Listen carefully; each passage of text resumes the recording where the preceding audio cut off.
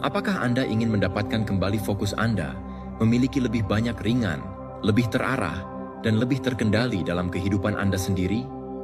Jika demikian, berhentilah terganggu oleh segala hal pada saat yang sama, dan mulai perhatikan apa yang tidak teratur di dalam diri Anda. Karena itu, bukan tugas yang berlebihanlah yang membuat Anda lelah, tetapi kelebihan pikiran yang tak berbentuk, keputusan yang tertunda, dan emosi yang tidak terselesaikan. Pikiran yang terisi seperti kamar yang berantakan. Anda tahu Anda harus merapikannya, tetapi Anda tidak dapat menemukan kuncinya. Tidak ada yang berjalan dengan baik ketika semuanya tidak pada tempatnya. Kaum Stoa tahu akan hal ini. Mereka mengajarkan bahwa sebelum mencoba mengubah dunia luar, adalah suatu keharusan untuk mengatur dunia batin. Itulah sebabnya langkah pertama bukanlah berlari lebih cepat, tetapi membersihkan. Membersihkan berarti membuka ruang. Itu berarti belajar untuk menghilangkan kebisingan. Pikiran yang jernih adalah seperti sungai yang mengalir kembali, membawa pergi apa yang stagnan dan menciptakan gerakan. Dalam video ini, Anda akan belajar 10 sikap stoik yang berfungsi sebagai proses pembersihan internal. Mereka melonggarkan apa yang berat, mereka mengatur apa yang berat. Itu penting dan membawa Anda kembali ke porosnya. Sebelum memulai, lakukan langkah pertama yang praktis. Tulis di komentar, "Hari ini saya memilih kejelasan." Frase sederhana ini mungkin terlihat kecil, tetapi seperti pintu yang terbuka. Karena ketika Anda memilih kejelasan, Anda berhenti memberi makan kebingungan.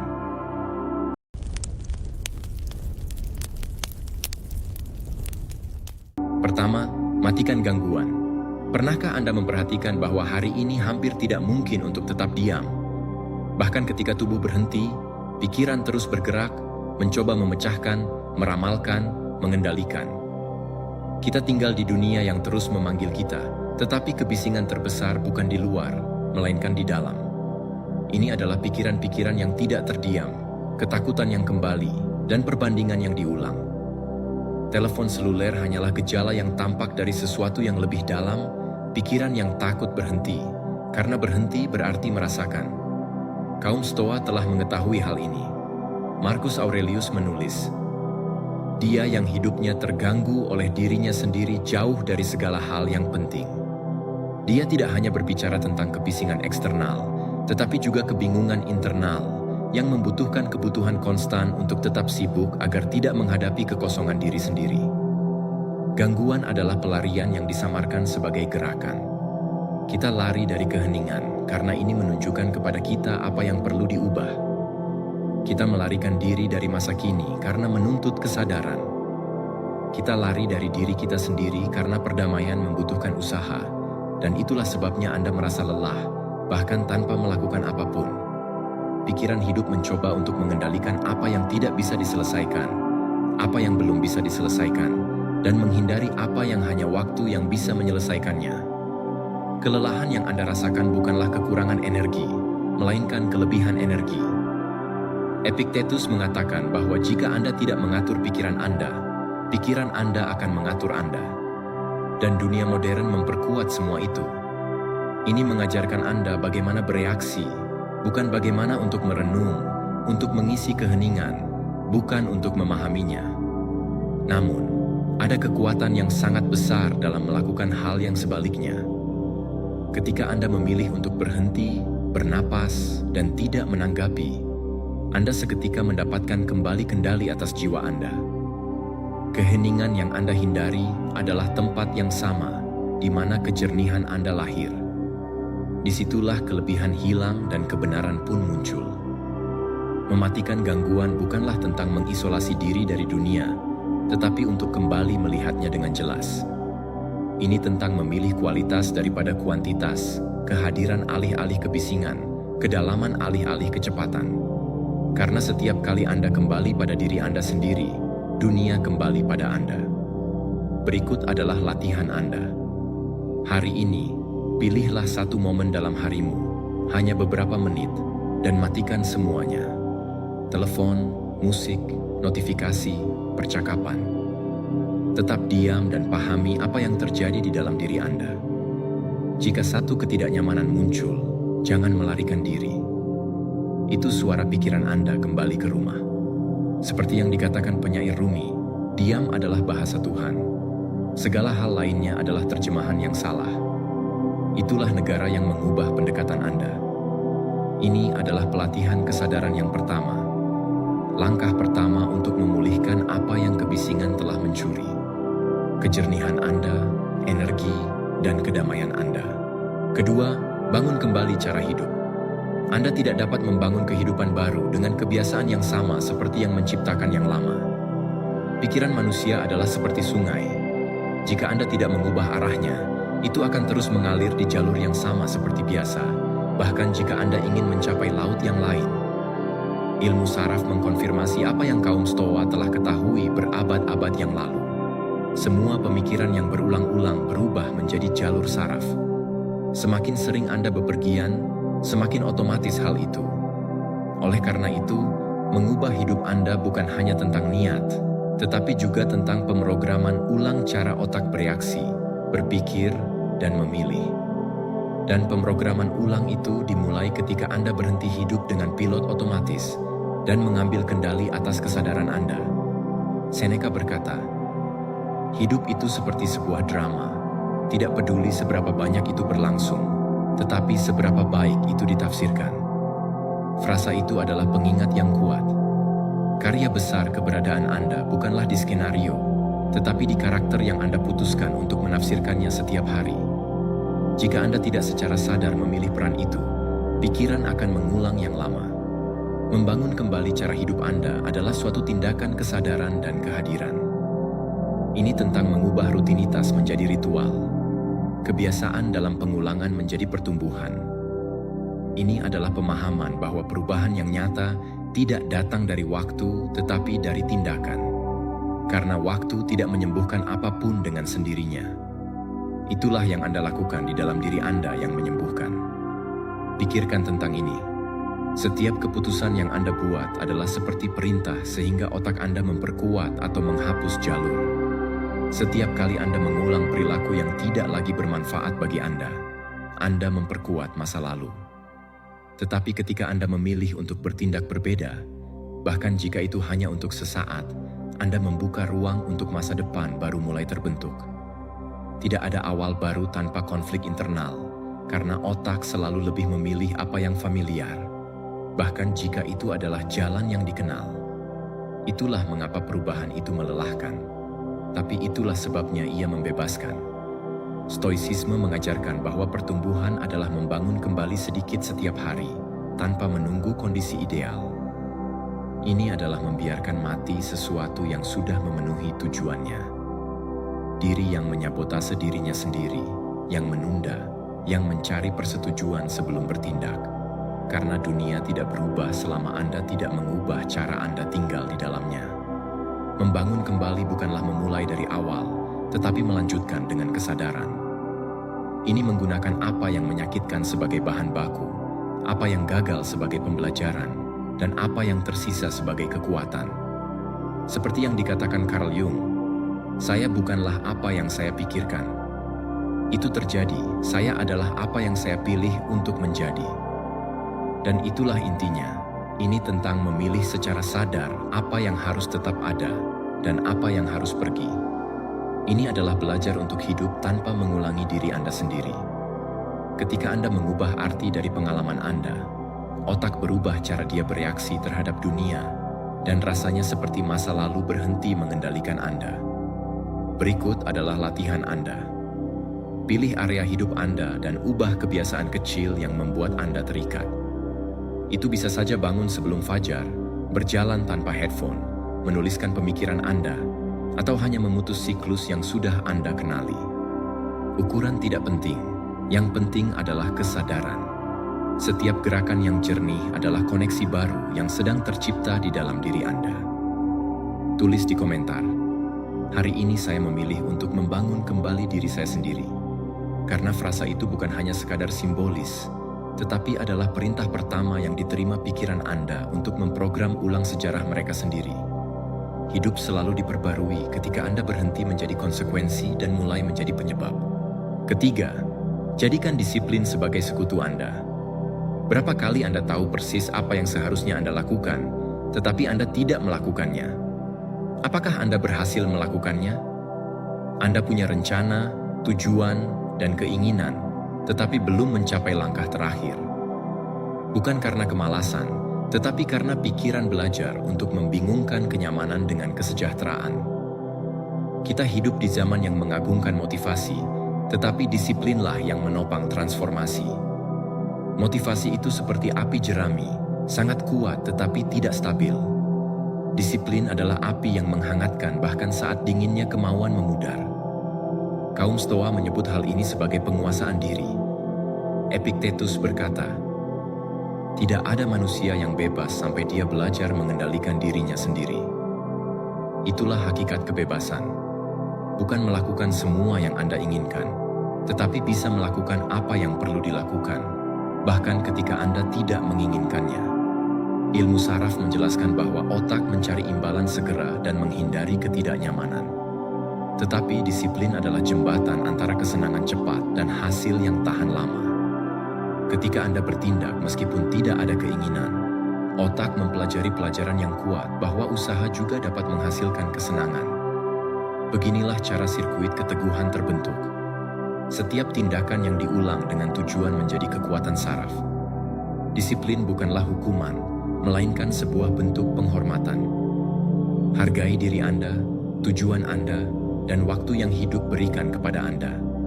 Karena tanpa disiplin, waktu berlalu seperti pasir di antara jari, dan yang tersisa hanyalah penyesalan. Pikirkan tentang ini. Setiap kali Anda mencapainya, bahwa Anda berjanji pada diri sendiri, Anda memperkuat. Setiap latihan yang dilakukan ketika tubuh meminta istirahat, setiap saat belajar ketika dunia memanggil Anda dan membuat Anda bingung, semua itu adalah benih yang ditanam di tanah keteguhan. Dan ketika mereka tiba, kesulitan adalah panen yang Anda harapkan. Marcus Aurelius menulis untuk dirinya sendiri, "Lakukan apa yang perlu dilakukan, meskipun sakit, meskipun kelihatannya kecil." Keutamaan terletak pada bertindak tegas, bukan pada menunggu saat yang ideal. Dan itu adalah rahasia. Disiplin itu diam, tetapi buahnya berbicara lantang. Anda berhenti tersesat dalam dorongan hati dan maju selangkah demi selangkah hingga hasilnya menjadi tidak bisa dihindari. Titik baliknya adalah dalam memahami bahwa disiplin bukanlah kekakuan, melainkan cinta dalam praktik. Itulah yang mengubah niat menjadi kemajuan dan keinginan menjadi pencapaian. Orang yang disiplin tidak hidup sesuai aturan, tetapi hidup sesuai tujuan. Seperti yang ditulis Aristoteles, kita adalah apa yang kita lakukan berulang-ulang. Oleh karena itu, keunggulan bukanlah sebuah tindakan, melainkan sebuah kebiasaan. Itulah inti dari disiplin. Ulangi hal yang benar sampai menjadi alami, sampai kebajikan berhenti menjadi usaha dan menjadi identitas. Beginilah hal yang nyata lahir kekuatan, ketika Anda tidak bergantung pada suasana hati, tetapi pada keputusan. Membuat disiplin adalah sekutu terbesarmu, dan hidupmu akan berhenti ada hanya di pikiranmu menjadi tindakan nyata. Keempat, ubah kehidupan finansial Anda. Apakah Anda merasa seperti selalu berlari, tetapi tidak pernah sampai? Uangnya masuk dan keluar seolah-olah memiliki kehidupannya sendiri. Semakin banyak usaha yang Anda lakukan, semakin seimbang emosi Anda selalu tampak negatif. Tetapi kenyataannya adalah sederhana. Kehidupan finansial adalah refleksi pikiran Anda. Jika ada kebingungan di dalam, ada kekacauan. Di luar, ada kekacauan. Ini bukan tentang angka, ini tentang kesadaran. Anda tidak mengubah saldo hitung Anda sampai Anda mengubah pola pemikiran yang memandu keputusan Anda. Kaum Stoa mengetahui hal ini. Seneca, salah satu orang terkaya di Kekaisaran Romawi, berkata, "Dia tidak miskin yang memiliki sedikit, tetapi dia yang menginginkan lebih dari apa yang dia butuhkan." Dia mengerti bahwa yang sebenarnya adalah kekayaan bukan tentang seberapa banyak yang Anda miliki, tetapi seberapa baik Anda menguasai keinginan Anda. Ketika keinginan menguasai, uang mengikuti. Anda menjadi tuan dan uang menjadi pelayan dengan rantai tak terlihat. Kebanyakan orang tidak memiliki masalah keuangan, tetapi memiliki masalah mendekati. Menghabiskan waktu untuk mencoba meringankan kekosongan, pembelian untuk mengisi keheningan, dan mengonsumsi untuk melarikan diri dari diri sendiri. Tetapi semuanya yang Anda beli untuk kelegaan sesaat menjual kebebasan masa depan Anda. Pikirkan tentang ini. Setiap pengeluaran yang tidak dipikirkan adalah seperti menyirami tanah kelangkaan, dan setiap keputusan yang bijak adalah batu bata di fondasi kemerdekaan. Mengubah hidup Anda secara finansial bukanlah dimulai dari kantong, tetapi dimulai dari pikiran. Saat itulah Anda mengerti bahwa kebebasan dicapai dengan mengorbankan kedisiplinan. Praktik stoik jelas. Belajarlah untuk mengatur hubungan dengan uang seperti cara Anda mengatur pikiran Anda. Ada 4 kebajikan finansial dan masing-masing mewakili hari dalam seminggu. Senin, belajar untuk menang adalah permulaan, impuls, gerakan. Selasa, belajar untuk menghabiskan, memberikan arahan yang sadar kepada apa yang masuk. Rabu, belajar untuk menyimpan, menciptakan ruang, menunda kesenangan langsung untuk sesuatu yang lebih besar. Kamis, belajar berinvestasi, luangkan waktu, dan usaha untuk mulai membuahkan hasil. Dan pada hari Jumat, hasilnya bukan keberuntungan, tetapi konsekuensi dari kehidupan baik di hari-hari sebelumnya. Dari situ, uang tidak lagi menjadi beban dan berubah menjadi alat. Anda berhenti mengejarnya dan mulai berjalan di sisinya. Dan ketika hal itu terjadi, bahkan kesederhanaan pun memiliki nilai. Di sini adalah latihan Anda. Selama 7 tahun ke depan, tuliskan semua yang masuk dan semua yang keluar. Bukan untuk menghukum Anda, tetapi untuk mengenal Anda. Lihatlah biaya apa saja yang harus Anda keluarkan untuk kedamaian dan mana yang membuat Anda merasa bersalah. Sesederhana itu. Pengamatan adalah awal dari kebebasan, karena tidak ada seorang pun yang mengubah apa yang tidak mereka lihat. Seperti yang dikatakan Benjamin Franklin, dia yang menghabiskan kurang dari apa yang diperolehnya adalah kaya. Siapa yang menghabiskan lebih banyak dari yang dia hasilkan, dia miskin, bahkan meskipun dia tinggal dikelilingi emas. Itu adalah fakta, waktu tidak berubah. Kemakmuran bukanlah masalah keberuntungan, melainkan masalah hati nurani. Uang adalah hanya refleksi bagaimana Anda mengelola diri sendiri. Tulis di komentar, hari ini saya memilih untuk makmur dengan kesadaran. Karena itulah keputusan yang mengubah uang menjadi alat dan pikiran dalam arah. Kelimpahan tidak datang dari kebetulan, melainkan datang dari pengaturan. Dan barang siapa yang belajar mengorganisasi dirinya sendiri di dalam, akan mulai tanpa dia sadari menjadi kaya secara lahiriah. Kelima, tidak semua yang pantas untuk memasuki pikiran Anda. Dalam diri Anda ada pintu di pikiran. Itu melewati segala sesuatu yang terjadi. Kata-kata dari orang, gerakan, pandangan, kritik, dan bahkan diam. Tetapi masalahnya adalah pintu itu tidak selalu berada di bawah kendali Anda. Kadang-kadang terbuka untuk apa yang menyakitkan dan menutup diri terhadap apa yang mengajarkan. Biarkan masuk apa yang Anda inginkan dan halangi apa yang dapat membawa perdamaian. Dan itulah cara penghakiman lahir terdistorsi. Anda selalu menghakimi, bahkan tanpa memberikan diri Anda sendiri akun. Anda menilai orang, situasi, nada suara, niat. Dan setiap penilaian, baik sadar maupun tidak sadar, membentuk cara Anda merasa, bertindak, dan hidup. Ujiannya adalah pintu itu, mendefinisikan apa yang masuk ke dalam pikiran Anda dan apa yang tersisa di luar. Pikirkan tentang hari biasa.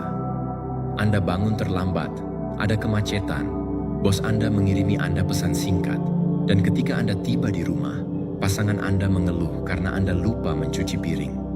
Tidak ada yang seperti itu baik atau buruk dalam dirinya sendiri. Segala sesuatu berubah, itu adalah apa yang pikiran Anda lepaskan melewati pintu itu. Jika Anda membiarkan masuk pikiran, dia membenciku, Anda sendiri tahu cara mengeluh. Hari itu runtuh. Tetapi jika Anda memilih untuk berpikir, saya dapat meningkatkannya dalam hal ini. Mungkin dia lelah, segalanya berubah. Peristiwa yang sama, tetapi dua realitas yang benar-benar berbeda. Karena mereka bukan peristiwa yang Anda ganggu, tetapi arti yang Anda berikan kepada mereka. Dan ketika pintu itu berkarat karena kesombongan, kemarahan, atau rasa tidak aman, ia membuka dirinya terhadap hal yang merusak dan menutup dirinya terhadap hal yang menyembuhkan. Anda mulai melihat ancaman di mana ada kasih sayang, di situ ada penghinaan, di mana ada keraguan dan penolakan, di mana cinta berada. Berapa kali hari Anda dirusak oleh sesuatu yang kecil? Berapa banyak percakapan yang berubah menjadi pertengkaran tentang hal-hal buruk? Berapa kali Anda meninggalkan seseorang yang hanya mencoba membantu Anda?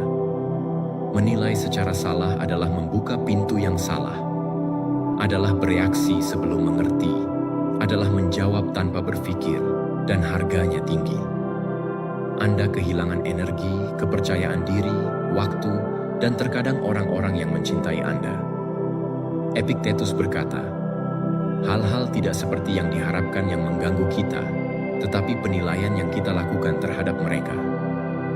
Dan Marcus Aurelius menambahkan, jika ada sesuatu yang eksternal menimpa Anda, masalah terletak pada interpretasi Anda, dan Anda dapat mengubah interpretasi itu kapanpun. Ini bukan frasa, mereka cantik, tetapi itu alat. Melatih penghakiman adalah belajar untuk menjaga pintu pikiran. Dunia tetap sama, tetapi jika Anda mengizinkan perubahan, sepenuhnya kehidupan batin Anda akan berubah. Oleh karena itu, di sini Anda memiliki tantangan Anda. Dalam beberapa hari mendatang, perhatikan apa yang Anda biarkan masuk. Ketika ada sesuatu yang mengganggu Anda, tanyakan pada diri Anda sendiri, apakah ini layak untuk datang ke rumahku? Jika jawabannya tidak, tutup, bernapaslah, dan pilih interpretasi baru. Pikiran itu seperti sebuah rumah. Jika Anda membiarkannya masuk apapun yang terjadi, Anda akan segera kehilangan kesabaran. Tetapi jika Anda belajar merawat pintu, segala sesuatu di sekitar Anda berubah. Suasana, energi, dan cara Anda melihat dunia. Dan sekarang, tandai komitmen ini di komentar. Saya memilih apa yang saya izinkan untuk memasuki. Frasa itu lebih dari sekadar simbol. Itu adalah pengingat bahwa kedamaian Anda dimulai di saat yang tepat saat Anda memutuskan apa pikiran Anda akan membiarkan Anda melewati pintu itu. Keenam, jangan memberi ruang pada pendapat orang lain. Apakah Anda sudah menyadarinya? Menyadari betapa banyak hidup Anda yang dipandu oleh ketakutan akan apa yang dipikirkan orang lain. Ketakutan itu seperti rantai tak terlihat. Anda tidak melihatnya, tetapi ia mengikat Anda, mencegah Anda bertindak, mencoba menunjukkan siapa diri Anda yang sebenarnya. Berapa kali Anda meninggalkan mimpi hanya karena seseorang mungkin menghakimi Anda? Berapa kali Anda diam agar tidak mengecewakan atau berpura-pura baik-baik saja agar tidak dikritik? Sedikit demi sedikit, Anda beradaptasi dengan apa yang dilakukan orang lain. Mereka menunggu dan Anda berhenti menyesuaikan diri dengan diri Anda sendiri. Hal yang paling aneh adalah berkali-kali orang lain bahkan tidak ada. Itu suara imajiner, kritik yang Anda ciptakan. Meski begitu, Anda menundukkan kepala, mundur selangkah, dan menyabotase diri Anda sendiri. Dan tanpa menyadarinya, Anda mulai menjalani kehidupan yang menurut mereka seharusnya Anda jalani, bukan kehidupan yang Anda dilahirkan untuk hidup. Marcus Aurelius berkata, itu omong kosong menderita karena pendapat orang-orang yang bahkan tidak tahu apa itu baik dan jahat. Dia benar. Dia yang hidup mencari persetujuan selalu bertekuk lutut, bahkan ketika tampaknya kuat. Di luar, dia mungkin tersenyum, tetapi di dalam, dia kelelahan karena tidak ada yang lebih berat darinya daripada takut mengecewakan orang lain. Dan jangan menipu diri sendiri. Orang akan selalu berbicara. Jika Anda mencoba sesuatu yang baru, mereka akan menyebut Anda gila. Jika Anda tetap diam, mereka akan berkata Anda menjauh. Jika Anda membagikan prestasi, mereka akan menyebut Anda sombong. Dan jika Anda salah, mereka akan tertawa. Dengan kata lain, tidak ada apapun yang Anda lakukan, akan selalu ada keputusan. Jadi katakan pada saya, apakah Anda akan melanjutkannya? Menyadari hal tersebut, pendapat dari luar tidaklah penting. Ini bukan kalimat. Ini tidak mendefinisikan siapa Anda dan apa yang dapat Anda capai. Kaum Stoa mengajarkan bahwa satu-satunya pendapat yang penting adalah pendapat Anda sendiri, karena pada akhirnya, itu bersamanya, satu-satunya tempat Anda meletakkan kepala Anda di bantal. Anda tidak perlu memberontak untuk bebas. Anda hanya perlu menjadi diri sendiri. Berhentilah berbohong pada diri sendiri, hanya agar bisa muat di tempat yang sempit. Apakah Anda ingat proyek yang Anda simpan? Kursus yang Anda tunda itu? Ide yang Anda sembunyikan karena takut akan ejekan? Segala hal yang menunggu dalam hidup Anda, berhentilah meminta izin untuk hidup. Seneca berkata, untuk dibenci oleh siapapun bukanlah pujian, itu nilai. Dan begitulah adanya. Dikritik oleh orang tertentu adalah bukti bahwa Anda berada di jalur yang benar. Benar sekali, yang tentang keberanian dan keaslian. Anda tidak membutuhkan dunia untuk memahami Anda. Anda hanya perlu jujur pada diri sendiri, karena Dia yang hidup untuk menyenangkan semua orang, Ia dibenci dalam diam. Dan siapa yang memiliki nilai dari keaslian mungkin tidak dimengerti, tetapi dia menghargai dirinya sendiri. Selama 7 hari ke depan, amati berapa banyak keputusan yang Anda buat saat mencoba untuk menyenangkan orang lain. Pada masing-masing pertanyaan, tanyakan pada diri Anda, apakah ini yang saya inginkan atau yang mereka harapkan dari saya? Jawabannya akan menunjukkan kepada Anda di mana Anda perlu memulai kebebasan Anda. Ketujuh, kontrol tingkat iritasi Anda. Iritasi bukanlah sial, itu karena kurangnya kalibrasi internal.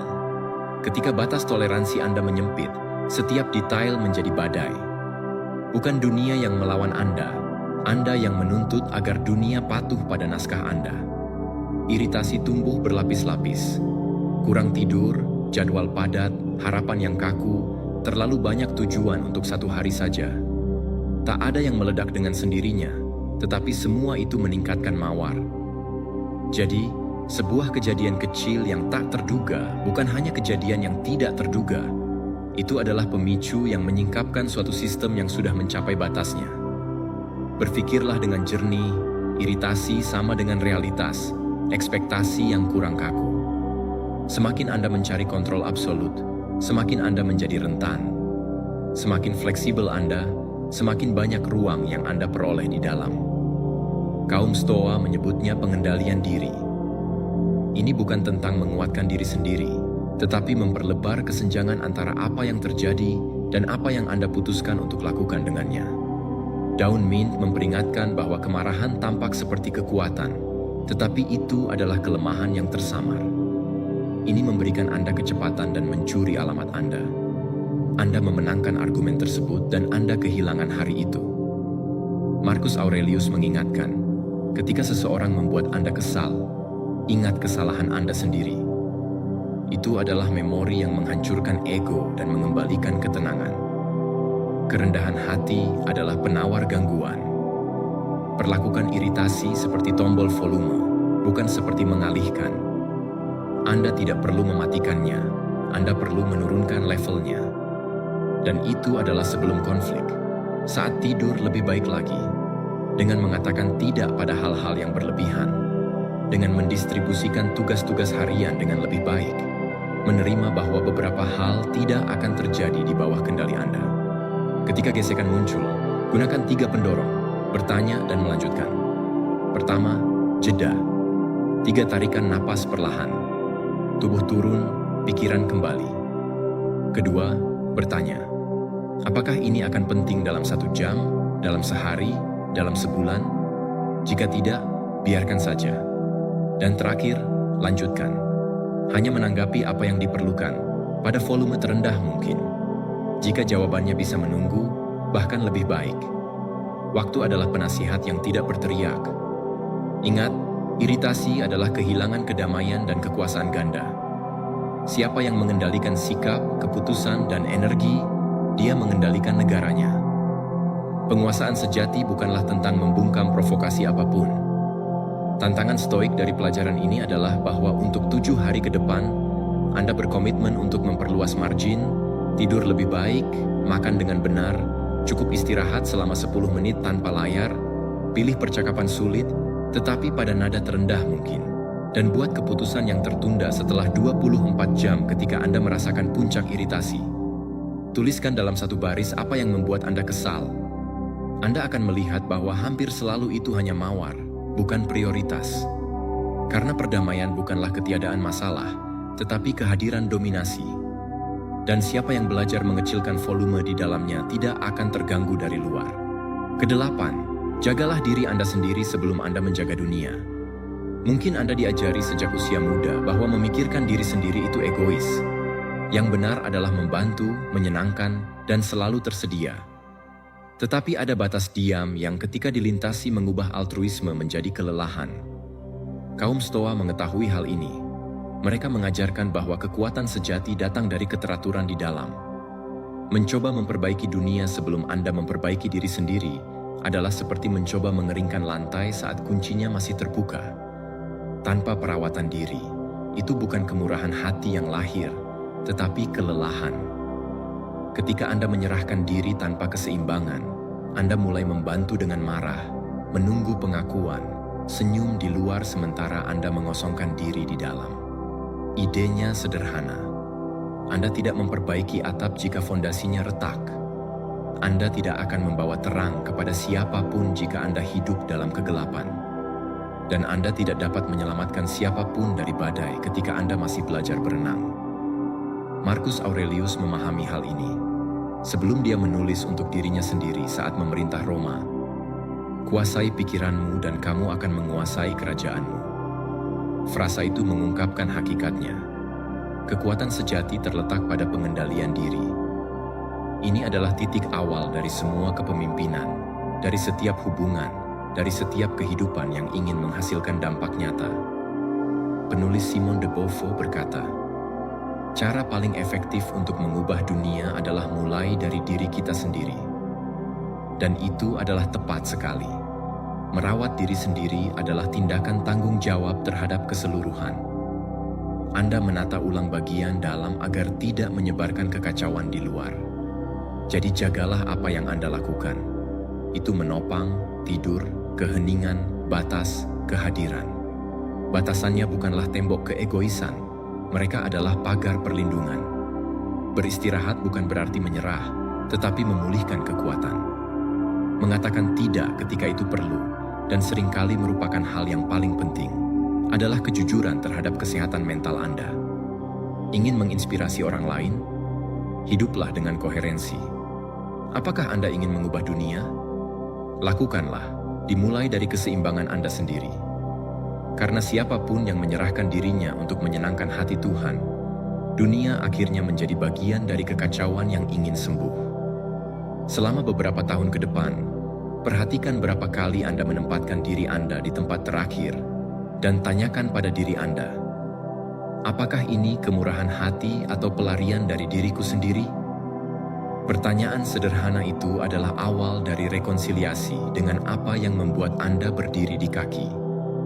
Tulis di komentar, "Hari ini saya memilih untuk mengurus diri saya sendiri terlebih dahulu." Frasa itu adalah awal dari cara hidup baru yang lebih seimbang, lebih jelas, dan lebih nyata. Kesembilan, tindakan adalah respon terbaik. Berpikir berlebihan itu seperti berputar-putar di dalam labirin yang Anda bangun sendiri. Di setiap putaran, tampaknya Anda dekat dengan pintu keluar, tetapi kenyataannya, Anda masih berada di tempat yang sama. Lelah, cemas, dan merasa seolah Anda kehilangan sesuatu. Anda tidak terjebak bukan karena kurangnya kapasitas, tetapi karena kelebihan analisis. Pikiran mendambakan kepastian sebelum bertindak, tetapi hidup hanya pengiriman setelah pemindahan. Kaum Stoa menyebut kelumpuhan ini sebagai akal budi, sejenis kebijaksanaan yang terlalu banyak berpikir, sampai-sampai dia lupa untuk hidup. Daun Mint mengatakan bahwa ketakutan terhadap rasa sakit lebih buruk dari rasa sakit itu sendiri. Dan ketakutan itulah yang membuat banyak orang tertahan, menunggu momen yang ideal, panggung sempurna, motivasi yang tepat. Tetapi dunia nyata tidak menghargai niat. Ia memberikan hadiah.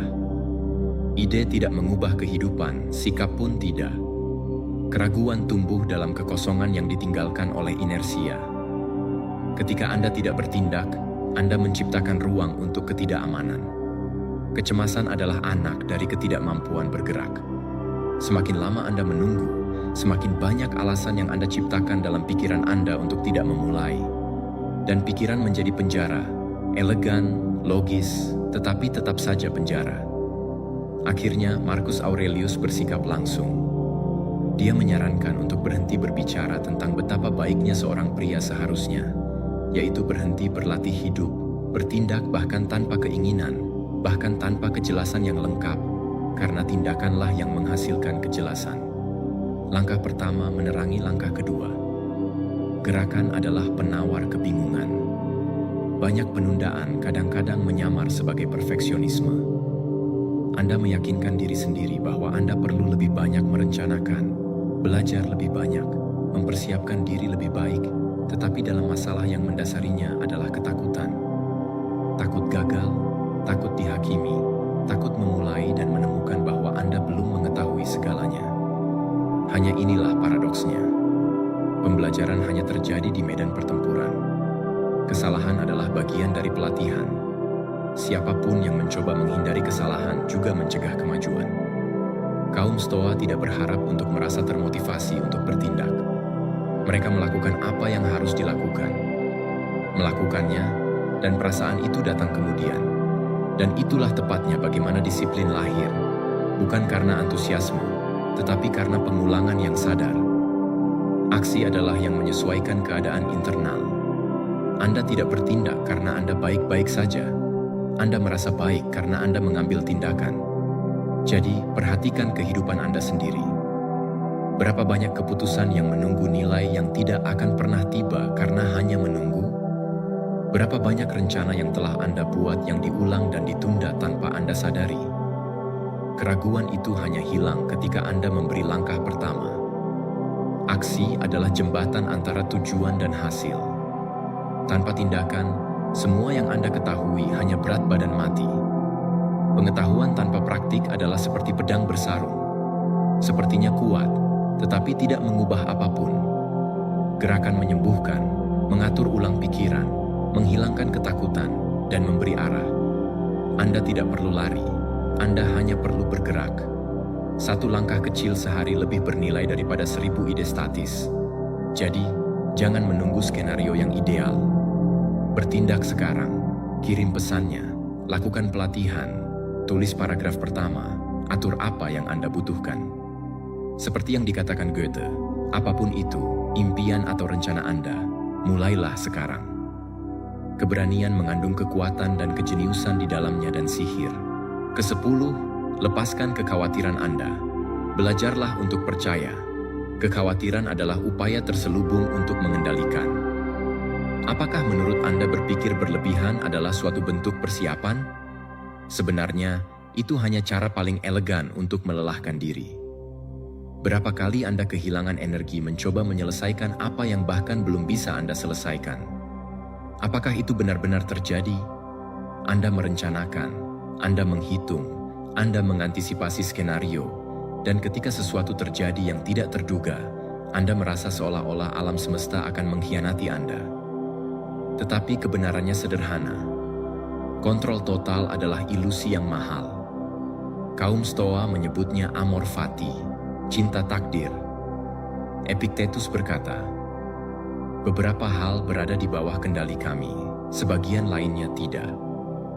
Frasa itu tampak jelas sampai Anda menyadari bahwa sebagian besar dari apa yang Anda khawatirkan itu di luar kendali Anda.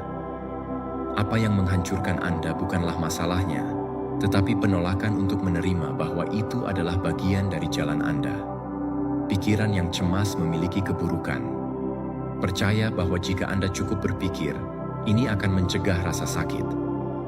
Tetapi terlalu banyak berpikir adalah seperti berjalan berputar-putar mencari keluar. Semakin jauh Anda berjalan, semakin tersesat Anda. Itulah kekhawatiran. Gerakan tanpa arah. Seneca memperingatkan bahwa kita lebih menderita dalam imajinasi kita daripada di dunia nyata. Dan dia benar. Penderitaan muncul dari hipotesis, bukan dari fakta. Ketika Anda mencoba mengendalikan segalanya, Anda kehilangan kemampuan untuk mempercayai proses. Itu seperti meremas tali terlalu keras. Anda menyakiti diri sendiri tetapi tidak melakukannya. Anda tidak berpihak pada apapun. Percaya bukan berarti menyerah. Ini bertindak secara sadar dan melepaskan apa yang tidak lagi tergantung pada Anda. Dapat dipahami bahwa dunia tidak membutuhkan ketegangan Anda. Dunia membutuhkan kehadiran Anda yang jernih. Marcus Aurelius menulis, "Terimalah apapun takdir yang telah ditetapkan untukmu." Dia membawa dan mencintai orang-orang yang bersamanya. Takdir menyatukan kalian. Itulah ketenangan yang belajar mengalir tanpa tunduk, untuk berpartisipasi dalam kehidupan tanpa tetap terjebak di dalamnya. Meninggalkan kekhawatiran bukanlah hal yang tidak bertanggung jawab. Itu adalah kebijaksanaan emosional. Ini mengakui bahwa ketakutan tidak mempersiapkan. Ia hanya melumpuhkan. Melatih kepercayaan diri seperti otot. Mulailah mengamati ketika pikiran Anda ingin mengendalikannya tanpa terkendali. Bernapaslah sebelum bereaksi. Waktu adalah penawarnya melawan kecemasan, dan kemudian biarkan saja yang lolos, tidak seperti orang yang menyerah, tetapi sebagai seseorang yang mengerti ritme kehidupan. Kepercayaan adalah kebalikan dari tekanan. Ketika kendali melelahkan Anda, kepercayaan menopang Anda. Ini bukan tentang berhenti bertindak, tetapi bertindak tanpa tersesat dalam ekspektasi. Ini berjalan ringan, bahkan tanpa mengetahui tujuannya. Seperti yang ditulis Seneca, takdir menuntun siapa yang menerimanya dan menyeret siapapun yang lain melawan. Percaya bukan karena semuanya begitu, bukan hanya karena Anda terjamin, tetapi juga karena Anda sudah memiliki apa yang diperlukan untuk menghadapi apapun yang terjadi. Pikiran yang damai bukanlah pikiran yang mengendalikan masa depan. Ia adalah masa yang sepenuhnya hadiah. Terima kasih sudah datang sejauh ini. Jika video ini membantu Anda melihat hal-hal dari sudut pandang lain, saya mengundang Anda untuk berlangganan saluran ini. Kami masih di sini, bersama-sama merefleksikan, menumbuhkan, dan membangun kekuatan batin.